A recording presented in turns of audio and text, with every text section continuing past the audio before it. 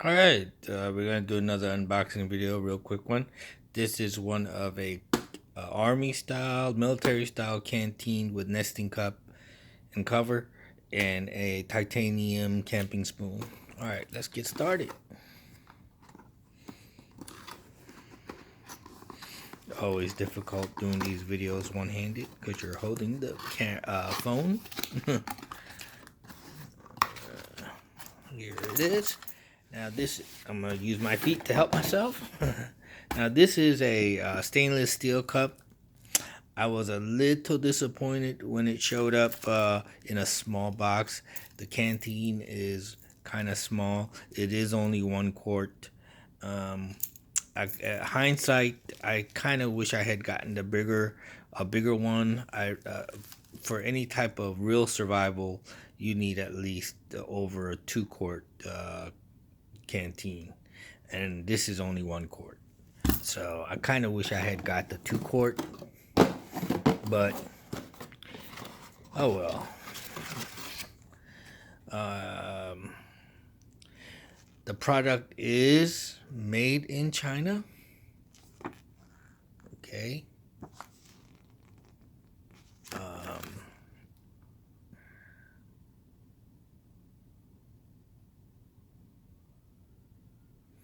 If you want to pause the video and take time to read that, that's up to you.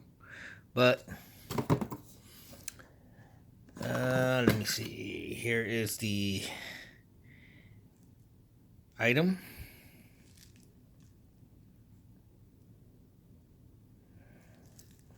It's stainless steel, so it's a little heft to it. When I was a kid, I think I had a canteen this size, but it was made out of aluminum. It was very light.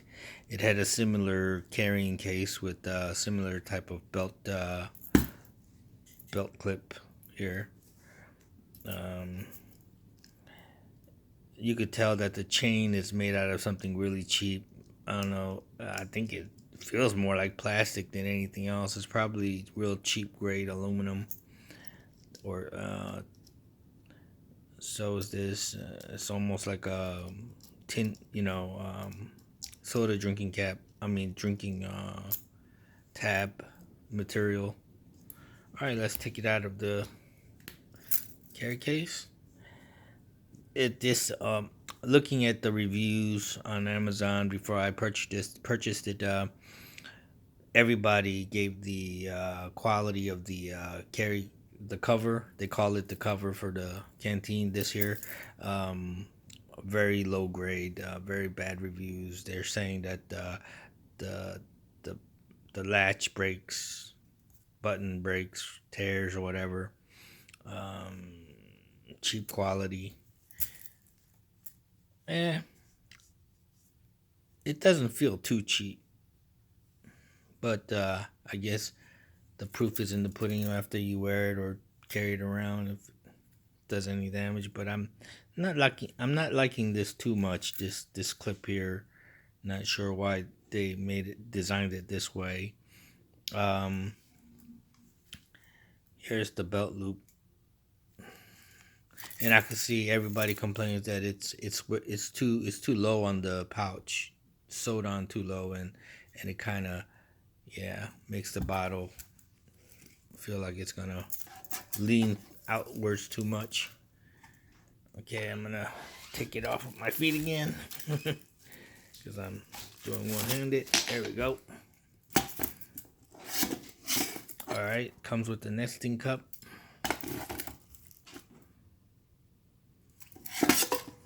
Comes right out, no problem.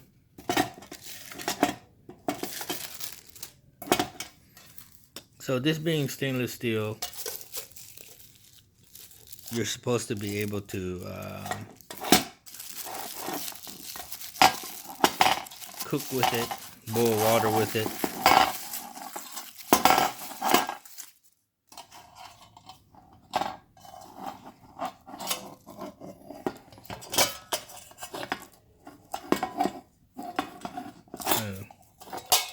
All right, there we go. And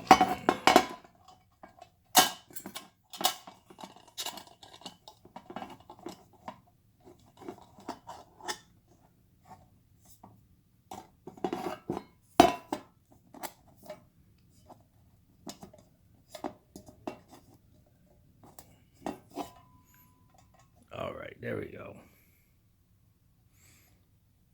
So if you ever watched old war movies during World War II and stuff, you see the GIs using canteen cups like this with the handle like this. And they'll be eating food out of it, drinking coffee out of it, drinking water.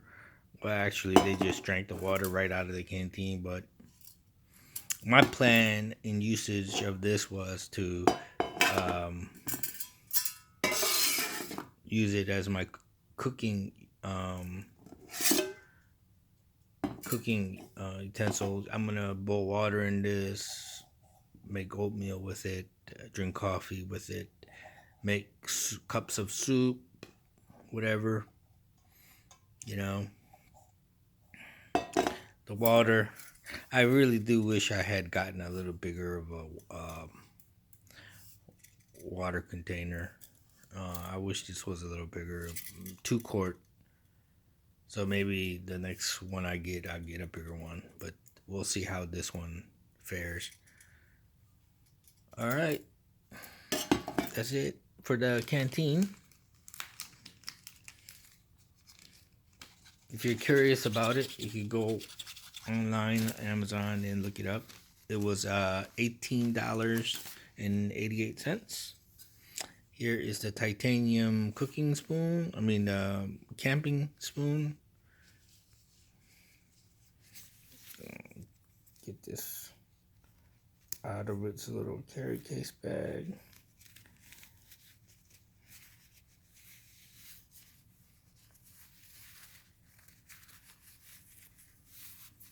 There it is. It's supposed to be made out of titanium. I'll take their word for it. Okay, it has a polished bowl. The spoon part is polished. It's a spork. But I got the long handle because I wanted to be able to reach into the bottom of pots and also the bottom of dehydrated food packs, like those dehydrated food pouches like Mountain House, where you tear open the top, pour water in, and you eat right out of the bag. Well, if you use a short spoon, you can't reach all the way to the bottom to scoop the food that's left over in the bottom. So a long spoon is best suited for that. So I bought one because this will be my all-purpose. I'm going to be using it to cook with, eat with, whatever. And whoever's with me they can use plastic spoon, plastic silverware or whatever, or regular camping utensils. Yeah, this one is made in China. Everything's made in China, but if you're on a budget, or if you're trying to buy you're trying not to spend too much money, a lot of times you have no choice but to go to products that are made in China. Okay, so those are the compromises you have to make when you don't want to spend a lot of money on these things. The bottom of the canteen, it is stamped on the bottom. Somebody, I think, made a review saying that it was just stickered on there, but no, it's engraved on there. Stainless steel, Goatland. It's the supposedly made model, but never know if it's the real thing or not sometimes. But as long as it serves its purpose and does what it needs to do. Also, if you want to. You're supposed to be able to boil water using this canteen. Like, you could actually put this canteen over a fire and boil the water inside. But if you're going to do that, which I don't recommend that you do, but if you're going to do that, take the cap off. Take this chain off, and the cap off, because this cap's definitely going to melt. Okay. Also, let me unscrew it. Also, you gotta think about the fact that if you heat up or put things in fire, especially things that are supposed to be made watertight and certain standards. It's gonna expand, contract, heat. When it heats up and when it cools down, and so eventually you're gonna damage something like this. It's not actually really made for you know cooking. Whereas to this here, it heats up, expands, contracts, whatever from heat temperature changes. Um, it really doesn't matter, But something like this, if this opening heats up and expands and contracts a bunch of times, you know, you're gonna damage it, I believe. But it is one piece. Looks like nothing to actually break off or screw off. So it looks a little different than what I've been seeing on the videos, but maybe it's an improvement. There's no metallic. There's no smell on the inside that I could detect. That would make the water taste funny or anything. But I am going to rinse the cup out. I mean the canteen out with soapy water. Maybe stick a brush down there, and you know, clean it up real good and rinse it out before I use it. The cap on the inside has a soft plastic or rubbery stop to it on the inside. Maybe that to make it waterproof. I am detecting the fact that the cap is doesn't give me a very good feeling. It feels real cheap. It doesn't feel very precision like. It's very hard to screw on and screw off. It doesn't flow smoothly. I could almost predict that this cap is going to give me trouble. It doesn't feel like it's going to last. It feels cheap and it may break. You know, it doesn't go on very smoothly. It doesn't feel very precision like. But we'll see. As long as it does its job, you know.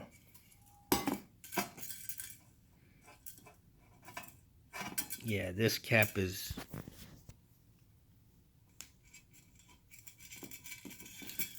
I'm not feeling it. It's a little. You could tell that. But then you can see the threading on the mouthpiece here. The threading is one piece with the Canteen, but it's not very defined threading. Slightly lacking in precision with the cap. The threading on the inside of the cap is more pronounced than the threading on the lip of the Canteen. So when I go to screw it on, they don't feel like they really match. If you kind of understand what I'm saying, but it's on there. It's almost like as if you're putting a cork, you're screwing in a cork on a wine bottle. It's not. It doesn't feel like it was made for each other, but it's in there, and hopefully, it keeps water from leaking out. If not, just keep the canteen upright. What can I tell you? All right. So all of this stuff that I unboxed today, including the earlier video I did with the Kershaw knife, all going towards my survival backpack over there. It's sitting over there. It's a backpack and a tool belt that I put together, that I put all my survival and bug out little knickknacks into. And I'll be doing another video to show you what the contents are. All right, thanks for watching.